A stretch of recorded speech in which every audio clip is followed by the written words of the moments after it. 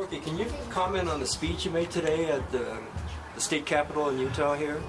Well, knowing that the press conference took place at the state capitol gave me a lot of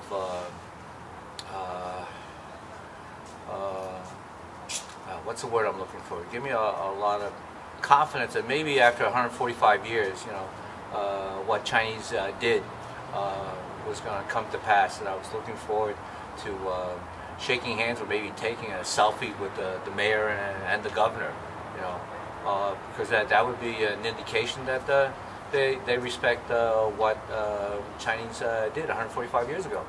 But when they didn't, that they sent a Japanese American woman to basically say that you know, due to difficulties, you know, scheduled conflicts.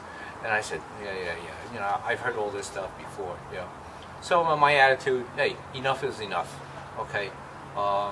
And I basically want to rile the Asian community that was in the audience to say that maybe next year both the governor and the mayor won't have any conflicts. So you know, I think, especially for people overseas, if they see that the governor and the mayor of a state and a city, you know, show up, it's you sort of give them face, you know. I mean, the mayor and the governor gives the Chinese and the Asian Pacific Americans face, right? Because Asians always talk about face. So today we didn't really get a whole lot of face. So I'm not trying to save face. I'm trying to rally people in the audience, Asian Americans in the audience, that listen, well, we still have another job to do. All right. When this whole idea started about a year ago, I knew that this year would be the 145th anniversary. So I traveled pretty much on my own dime. If I was giving a lecture, you know, after I finished my lecture about Asian American art and activism, I would talk about this. I encourage college kids, if they were going to graduate this year, to convince their parents as a graduation gift to send them out to Golden Spike, you know, pay for their hotel, you know, because now at 21 is when you generally graduate from college. You know, that's something, it's probably a lot more meaningful in my mind if I was a parent to let my son or daughter go to Golden Spike and take part in this historic event, as opposed to laying out thousands of dollars so that my daughter can get the double eyelid removed, so she looks less Asian. All right. So, but if my daughter came to me with those two possibilities, definitely not the you know, plastic surgery, I would say, you know, go. Or so as a parent, that's how I would look at this event that's going to take place on May 10th. Well, would you say this event tomorrow, what do you call it, a photographic justice? Justice? Yeah. Is that you consider that an act of civil disobedience in a way to challenge, like the governor and the mayor? You know? Yeah, it's a nice intellectual way. Okay, because I think if you think about what does he mean by photographic justice?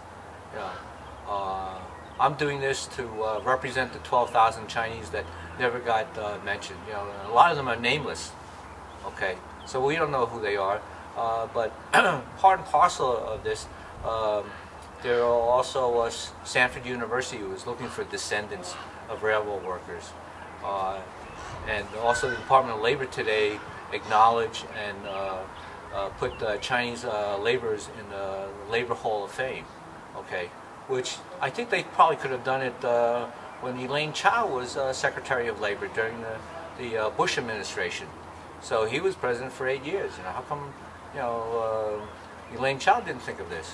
You know, so I think that I was probably the seed that got planted, and things start to germinate. And I don't know how the Chinese press, CCTV, or this group of journalists from Guangzhou, heard about what I'm doing, but they actually send me emails.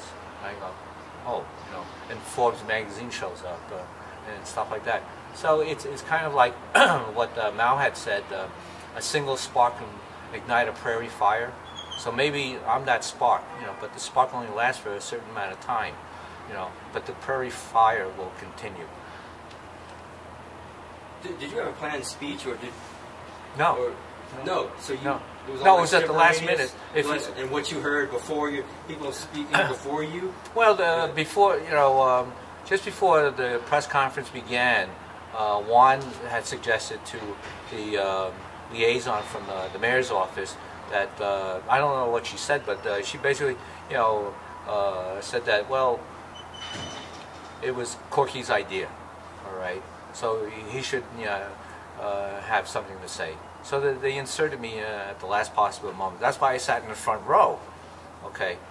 So I thought the African American sitting next to me was a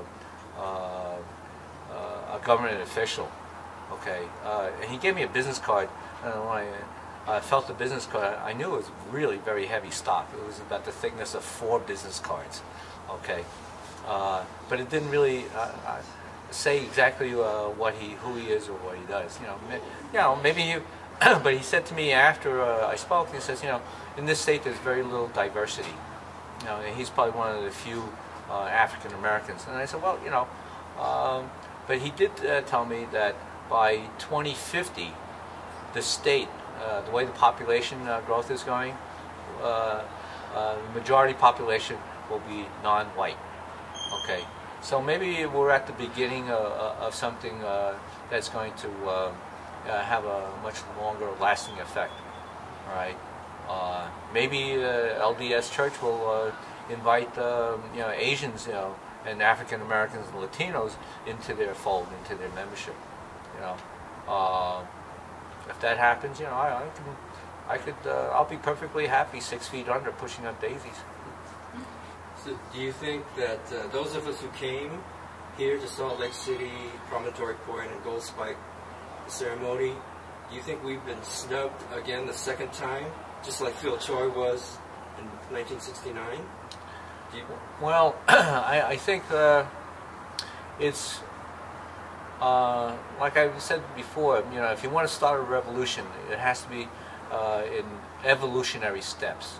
Okay. My main goal, and the goal for the 16 Asian American organizations locally in Utah, are building up to the 150th. So we know that we have to take measured steps to reach the top of the mountain. So just because we had this press conference is a step? Yeah, this is a step in the right direction. I see, okay. Because if I had not come, I think it was last September, because after I came, I spoke to some college students. I spoke to Wat Masaka's sister-in-law. I spoke to Karen Kwan, who's now running for a statewide office. If she gets elected as a Democrat, she would be the first Asian American to be elected to a state office. So they're like before an infant can walk upright, he has to crawl.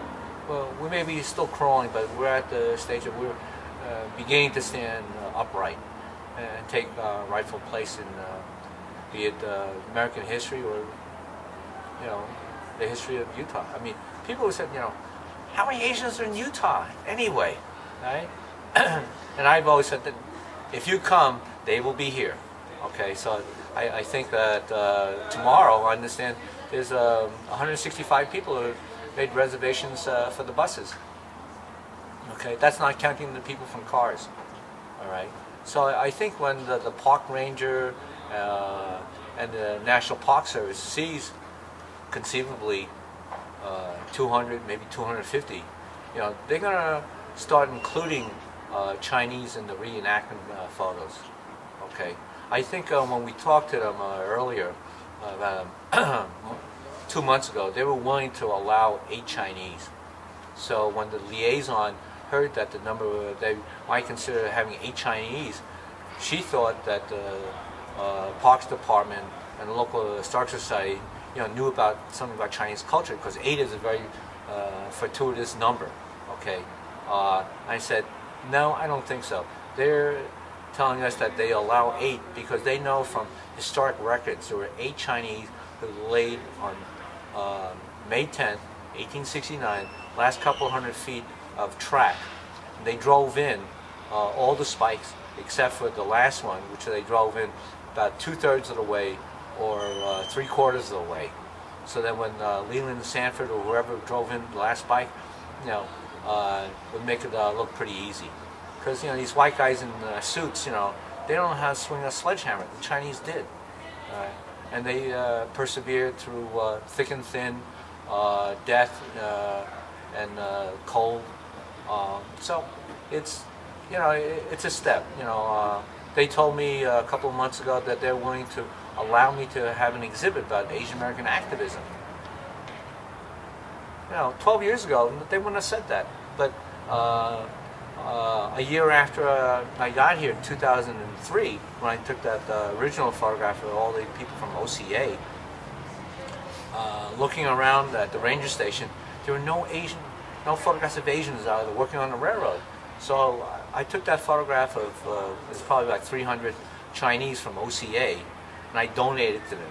And I said that what you would have to do is display it, because this is a part of American history that you neglected.